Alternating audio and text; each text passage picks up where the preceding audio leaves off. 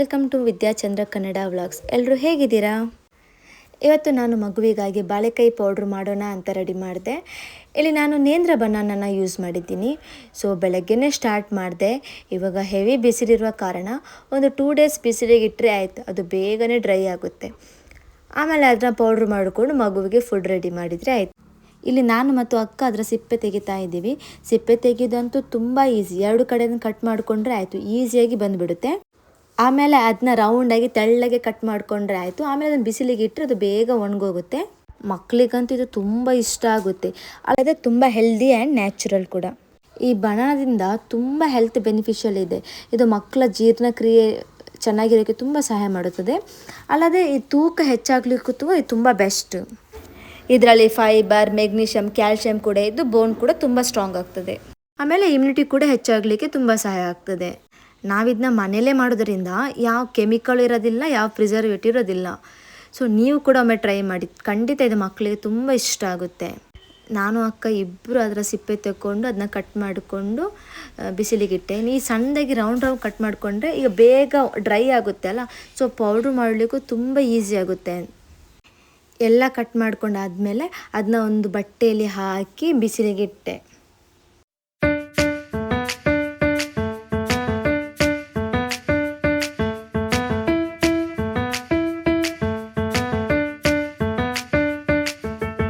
ಆಮೇಲೆ ಮಧ್ಯಾಹ್ನದ ಊಟಕ್ಕೆ ಸಿಂಪಲಾಗಿ ಏನಾದರೂ ಸಾಂಬಾರು ಮಾಡ್ಕೊಳ್ಳೋಣ ಅಂದ್ಕೊಂಡೆ. ಈಗ ತುಂಬ ಸೆಕೆ ಅಲ್ವಾ, ಸೊ ಲೈಟಾಗಿ ಸಿಂಪಲಾಗಿ ಏನಾದರೂ ಮಾಡ್ಕೊಳ್ಳೋಣ ಅಂದ್ಕೊಂಡೆ. ಆಮೇಲೆ ಈಗ ಮಾವಿನಕಾಯಿ ಸೀಸನ್ ಅಲ್ವಾ, ಅದರಲ್ಲಿ ಏನಾದರೂ ಚಟ್ನಿ ಮಾಡ್ಕೊಂಡ್ರೆ ಆಯಿತು ಅಂತ ಸೀದಾ ಕೊಯ್ಯಕ್ಕೆ ಹೋದೆ. ಈ ಮಾವಿನಕಾಯಿ ಚಟ್ನಿನ ಮೊಸರು ಜೊತೆ ತಿಂದರೆ ಅಂತೂ ತುಂಬ ಚೆನ್ನಾಗಿರುತ್ತೆ. ಜೊತೆಗೆ ಬಾಡಿನೂ ಕೂಲ್ ಆಗುತ್ತೆ. ನೋಡಿ ಈ ಮಾವಿನಕಾಯಿ ಎಷ್ಟು ಫ್ರೆಶ್ ಆಗಿದೆ ಅಂತ ಹೇಳಿ.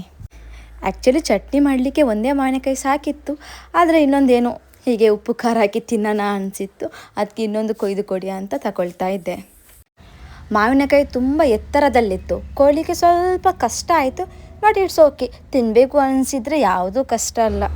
ಫಾರ್ ದ ಫಸ್ಟ್ ಟೈಮ್ ಇವತ್ತೊಂದು ಮಾವಿನಕಾಯಿನ ಕ್ಯಾಚ್ ಹಿಡಿದೆ. ತುಂಬ ಖುಷಿ ಆಯಿತು. ಖುಷಿಯಲ್ಲಿ 2 ಮಾವಿನಕಾಯಿನ ಹಿಡ್ಕೊಂಡು ಸೀದಾ ಮನೆಗೆ ಹೋದೆ. ಒಂದು ಮಾವಿನಕಾಯಿನ ಅಮ್ಮನಿಗೆ ಕೊಟ್ಟು ಚಟ್ನಿ ಮಾಡಲಿಕ್ಕೆ ಹೇಳಿದೆ. ನಾನು ಇನ್ನೊಂದು ಮಾವಿನಕಾಯಿನ ತಗೊಂಡು ಉಪ್ಪು ಖಾರ ಹಾಕಿ ತಿನ್ನೋಣ ಅಂತ ರೆಡಿ ಮಾಡ್ತಾ ಇದ್ದೆ. ಅಷ್ಟರಲ್ಲಿ ಅಕ್ಕನ ಮಗ ಕೂಡ ಬಂದ ನನ್ನ ಜೊತೆ ತಿನ್ನೋಕ್ಕೆ. ಆ್ಯಕ್ಚುಲಿ ಅವನು ಫಸ್ಟ್ ಟೈಮ್ ಕಾಯಿ ಮಾವಿನಕಾಯಿ ತಿಂತಾ ಇರೋದು. ಫಸ್ಟಿಗೆ ನಾನು ಕಟ್ ಮಾಡಿಕೊಂಡು ನಾನು ಟೇಸ್ಟ್ ನೋಡಿದೆ, ಆಮೇಲೆ ಅವನಿಗೆ ಕೊಟ್ಟೆ. ನೋಡಿ ಹೇಗೆ ರಿಯಾಕ್ಟ್ ಮಾಡ್ತಾನೆ ಅಂತ. ಮಾವಿನಕಾಯಿ ಅಂತೂ ತುಂಬ ಚೆನ್ನಾಗಿತ್ತು. ಈ ಉಪ್ಪು ಖಾರ ಜೊತೆ ತಿಂದ್ರಪ್ಪ ಏನೋ ಟೇಸ್ಟು.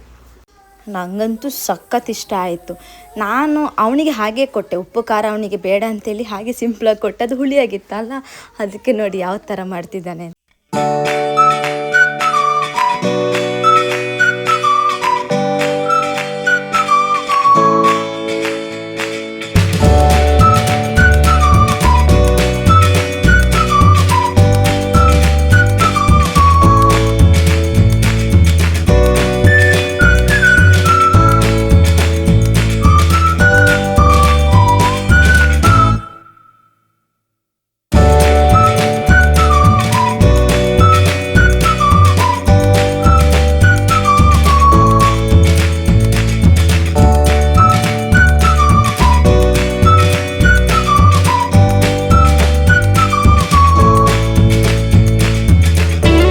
ಎಲ್ಲ ತಿಂದು ತುಂಬ ಎಂಜಾಯ್ ಮಾಡಿದರು.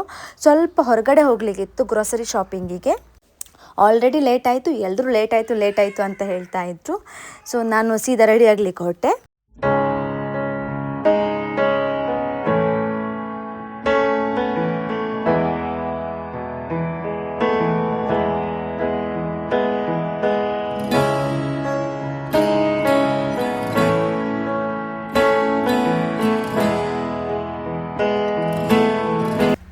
ನಾನು ರೆಡಿಯಾಗಿ ಆಯಿತು. ಎಲ್ಲರೂ ಆಲ್ರೆಡಿ ಕಾರಲ್ಲಿ ಕೂತಿದ್ದಾರೆ. ನಾನು ಪಾಪುನು ಜೊತೆ ಕರ್ಕೊಂಡು ಹೊರಟೆ. ಆಲ್ರೆಡಿ ಲೇಟ್ ಆದ್ದರಿಂದ ಬೇಗ ಕತ್ಲಾಗೋ ಮುಂಚೆ ಬರಬೇಕು ಅಂದ್ಕೊಂಡಿದ್ದೀನಿ. ಆಗುತ್ತೋ ಹೇಳೋ ಗೊತ್ತಿಲ್ಲ.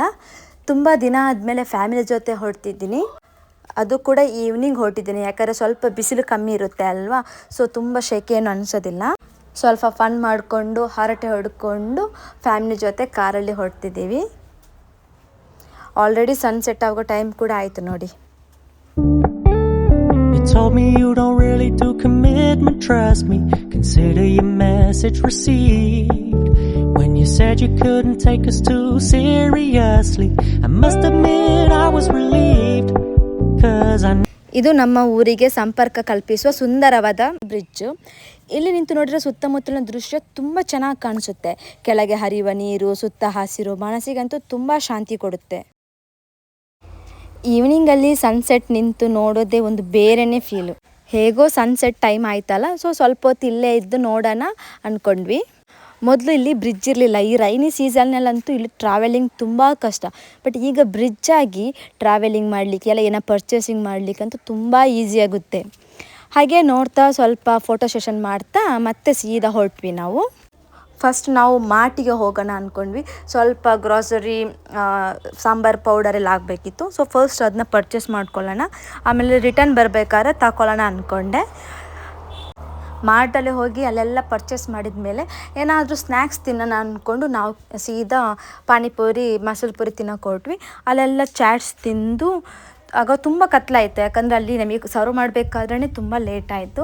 ಅಲ್ಲಿಂದ ನಾವು ಸೀದಾ ರಿಟರ್ನ್ ಹೋಗಬೇಕಾದ್ರೆ ಅಂತೂ ಫುಲ್ ಕತ್ಲು. ಅಲ್ಲಿಂದನೇ ಫ್ರೂಟ್ಸ್, ವೆಜಿಟೇಬಲ್ ಎಲ್ಲ ತಗೊಂಡು ಸೀದಾ ಮನೆಗೆ ಬಂದ್ವಿ. ಮನೆಗೆ ಬರಬೇಕಾದ್ರೆ ನಮಗೆ ಗಾಡಿಗೆ ಮೊಲ ಅಡ್ಡ ಬಂತು. ನೋಡಿ ಹೇಗೆ ಕಾಣಿಸ್ತಿದೆ ಅಂತ. ಮೊಲ ನೋಡಿ ಮನೆಗೆ ಹೋಗ್ಬೇಕಾದ್ರೆ ಆಲ್ರೆಡಿ 7:30 ಆಗಿತ್ತು. ಸೊ ಫ್ರೆಶ್ ಅಪ್ ಆಗಿ ಊಟ ಮಾಡಿದೆ. ಇವತ್ತು ಈ ವ್ಲಾಗನ್ನು ನಾನು ಇಲ್ಲಿಗೆ ಎಂಡ್ ಮಾಡ್ತಿದ್ದೇನೆ. ನಾನು ನಿಮಗೆ ಮುಂದಿನ ವ್ಲಾಗಲ್ಲಿ ಸಿಗ್ತೀನಿ. ಟಾಟಾ, ಬೈ ಬಾಯ್.